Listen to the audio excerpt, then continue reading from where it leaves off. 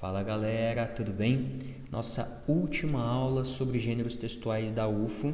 Hoje vai ser uma aula mais curtinha, porque eu vou falar de dois gêneros que, apesar de eles não serem muito conhecidos, ou pelo menos não trabalhados talvez nas escolas, eles não são difíceis, são gêneros bem técnicos, bem objetivos. E na verdade, se você assistiu a aula de resumo, ela vai te ajudar muito na elaboração desses dois gêneros aqui. Então a gente vai falar hoje, para encerrar a nossa sequência de aulas da UFO, de redação da UFO, sobre o gênero texto de divulgação científica e perfil. Vamos começar sobre o texto de divulgação científica. Nossa, Edu, se cair esse texto eu não vou dar conta de fazer, socorro, o que eu faço? Fique tranquilo, tranquila, porque na verdade o gênero é muito mais acessível do que parece.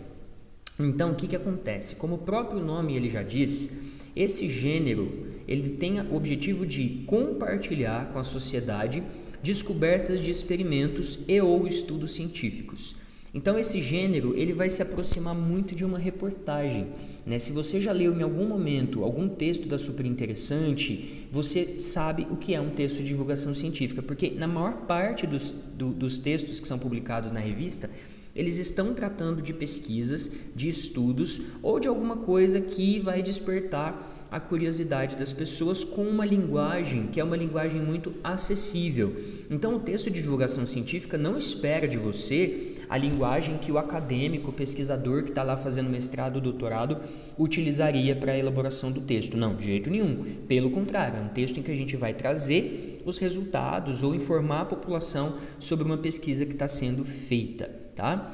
Então, em geral, no texto de divulgação científica vão aparecer informações sobre qual é aquela descoberta ou estudo, quem foi que descobriu ou quem é que está pesquisando aquilo, como essa pesquisa aconteceu, quando ela aconteceu, onde ela aconteceu, foi no Brasil, foi fora do Brasil, foi numa cidade do interior de São Paulo, de Minas, de Salvador, da Bahia, enfim.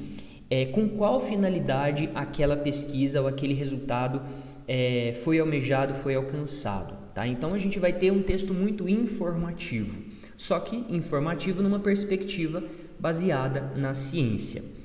E aí, podem se explorar nesse gênero os efeitos dessa pesquisa ou descoberta. Isso vai ajudar a sociedade, vai ajudar a melhorar a vida das pessoas, não vai? Como que foi feita, como foram feitas quais foram os caminhos até chegar naquele resultado. E normalmente o texto de divulgação científica ele é escrito em terceira pessoa com uma linguagem mais objetiva.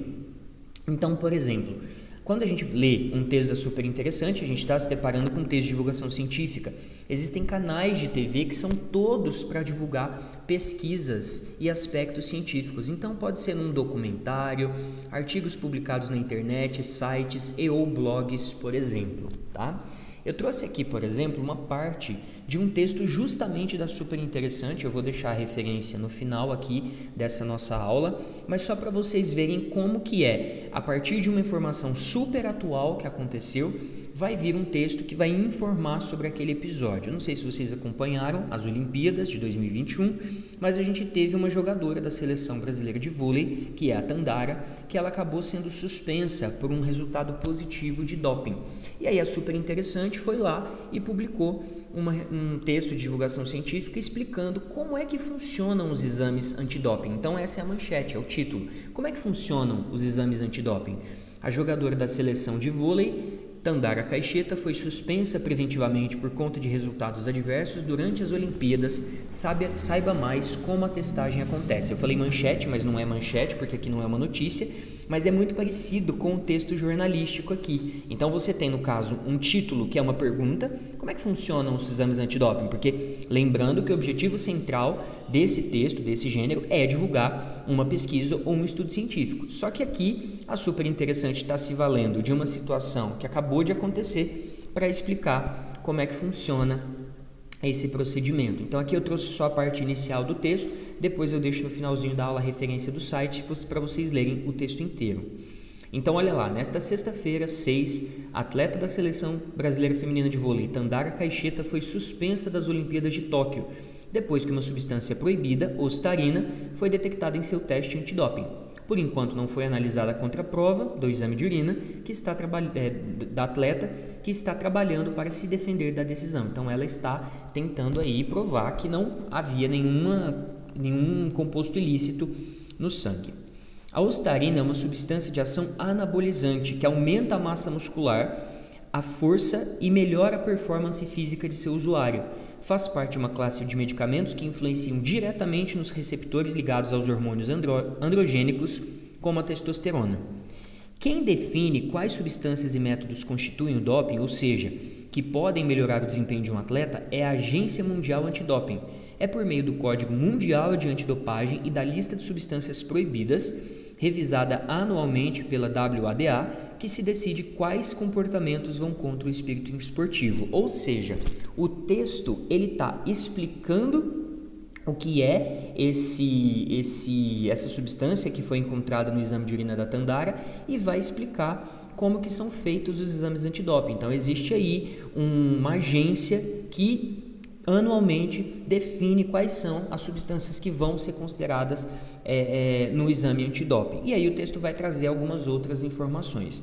Du, como é que seria uma proposta de redação para eu elaborar um texto de divulgação científica? Você provavelmente vai ter um texto com muitos dados, com muitas informações. Então, em uma possível proposta, você receberia lá uma notícia, uma reportagem, um textão com muitas informações sobre alguma pesquisa, e vai caber a você trazer as ideias mais importantes em um texto que seja mais claro e um texto mais acessível aos diferentes leitores. Então, o seu trabalho na produção desse gênero vai ser ler o texto original, coletar as informações mais importantes, o que a gente já trabalhou quando eu expliquei o gênero resumo, só que você vai construir esse texto numa perspectiva muito semelhante a um texto jornalístico. Então vai ter lá um título, que de preferência que seja um título chamativo, você pode colocar uma informação adicional embaixo, numa linha, e escrever o texto a partir das informações, entre aspas, traduzidas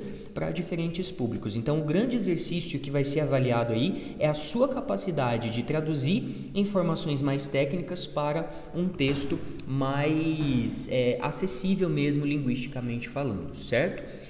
No edital de 2021/2 eu não vi nenhuma informação sobre esse gênero, mas tinha uma informação no edital da UFO, num complemento do edital de 2020/2 que tinha também esses gêneros. Eu cheguei a procurar alguma proposta especificamente da UFO que tenha trabalhado esse texto, mas não cheguei a encontrar. De qualquer forma, fica aí uma orientação geral, do que seria esse gênero e como você poderia escrevê-lo caso caia essa proposta. E o outro gênero é o relatório. E o relatório nada mais é do que o registro de atividades que você realizou em um determinado momento. Então, vou participar de um projeto. É um projeto voluntário em que nós vamos ler as obras obrigatórias da FUVEST com os alunos de uma escola pública, por exemplo. Então, à medida que esse projeto for acontecendo, semanalmente eu vou produzir um relatório de como foi a atividade daquela semana. Então, na primeira semana, nós lemos com os alunos o livro X, A leitura durou tantos dias, ou durou não sei quantas semanas, não precisa ser uma semana apenas, e aí eu vou analisar tanto os aspectos objetivos, quantos alunos foram, quantos não foram da lista que tinha de participante, os professores chegaram no horário, os alunos chegaram no horário, não chegaram no horário, começou com tantos alunos e no final tinha menos alunos, começou com menos e terminou com mais, como que era a estrutura física do lugar onde os encontros aconteceram para a leitura desses livros, era uma estrutura adequada para a realização desse projeto, não era uma sala climatizada, adequada, confortável, não era, e posso avaliar também aspectos subjetivos dessa atividade. Houve interesse por parte dos estudantes na leitura desse livro? A gente pôde notar que eles leram o livro ou eles não leram? Eles conseguiram compreender como que a discussão transcorreu? É uma leitura que faz parte do universo e da realidade desses estudantes ou não? Então o relatório nada mais é do que um registro de atividades realizadas em um projeto, em uma reunião, em um estágio. Então, em geral, no espaço do título do relatório, a gente vai colocar relatório do estágio final realizado na escola X, por exemplo. É importante que o registro dessas atividades siga uma ordem cronológica desses eventos. Então, na primeira semana foi feita essa atividade, na segunda semana, na terceira, na quarta semana, o encerramento com essa atividade. Vou fazer uma análise objetiva dessas atividades e vou fazer uma avaliação crítica sobre esse projeto. O projeto funcionou? Não funcionou? Deu certo? Não deu? Aqui foi muito interessante, mas aqui não foi, né? Quando eu fiz faculdade de letras, por exemplo, eu tive que fazer relatórios de aulas que eu assisti dos professores em algumas escolas públicas. Então, eu tinha que tanto comentar como a aula em si transcorreu. O professor foi trabalhar naquele dia com a construção das orações subordinadas, né? Foi preparada uma atividade para discorrer sobre esse assunto. Essa atividade foi aplicada e durou 15 minutos. Os alunos participaram, não participaram. Então, eu vou registrar tanto os aspectos objetivos dessa atividade e desse estágio, no caso, quanto avaliações mais de impressões mesmo. O professor tinha domínio da turma, não tinha domínio da turma, os alunos se engajaram na realização da atividade, não se engajaram, se não se engajaram, por quê? E se engajaram, por que isso pode ter acontecido? Então, a gente também pode especular algumas informações. Por isso que, portanto, relatório X sobre as atividades realizadas no projeto X, registro das atividades na ordem cronológica, e a gente pode concluir com uma análise crítica. O que deu certo, o que não deu certo, qual foi a receptividade dos participantes no projeto, etc. Bom, aí eu tirei uma proposta que está num site, que também está aqui no finalzinho, na referência, né, para vocês, mas como que seria uma possível proposta de relatório, né? Então, a gente tem aqui um trecho, né, de uma reportagem da UOL, de um grupo que doou 50 mil cestas para famílias em vulnerabilidade. E aí o texto comenta, né, que o agravamento da pandemia colocou muitas famílias em situação de vulnerabilidade, e para ajudar quem tem fome, o Grupo UOL promove a doação de 50 mil cestas para entidades que atuam em diferentes regiões do país. A pandemia é uma tragédia que impacta o Brasil inteiro, mas é mais perversa para os mais vulneráveis, que ficam sem trabalho e sem saída. A ajuda aos que têm fome é, portanto, urgente e imprescindível. E aí, aqui teríamos uma possibilidade de proposta. Imagine que você tenha sido um dos organizadores do trabalho acima. Desde os primeiros passos para a compra dos mantimentos até a final distribuição das cestas. Escreva um relatório das atividades desenvolvidas para apresentá-lo ao presidente do Conselho de Administração do Grupo UOL. É certo que houve alguns incidentes. Quais seriam esses incidentes? Muito embora não interferissem diretamente na realização do evento. Ou seja, eu vou colocar quais foram as atividades realizadas ao longo do projeto e trazer aqui algumas análises do que funcionou, do que não funcionou, o que foi legal e que a gente pode replicar para um próximo projeto e o que a gente pode mudar, precisa de mudar, certo? Então, para não esquecer, textos de divulgação científica vão trazer resultados de estudos e pesquisas com uma linguagem clara e mais acessível. Segue muito uma estrutura de uma reportagem, tá? O relatório é o registro de atividades realizadas durante a execução de uma tarefa, de um projeto, de um estágio. Podem se apresentar dados objetivos e subjetivos. E nos dois gêneros a gente vai buscar uma linguagem formal, mas sem aquela preocupação com rebuscamento, com excessos, porque na verdade eles são textos realmente muito objetivos. No caso do texto de divulgação científica, eu quero que muitas pessoas leiam e saibam, né, qual é a pesquisa que está sendo feita, qual é o estudo. E no caso do relatório, eu vou prezar pela objetividade das informações e por isso que também não caberia muito uma linguagem muito rebuscada, certo? Vou deixar as referências dos textos que eu usei e do site onde tem algumas propostas para a gente olhar um pouquinho para esses gêneros.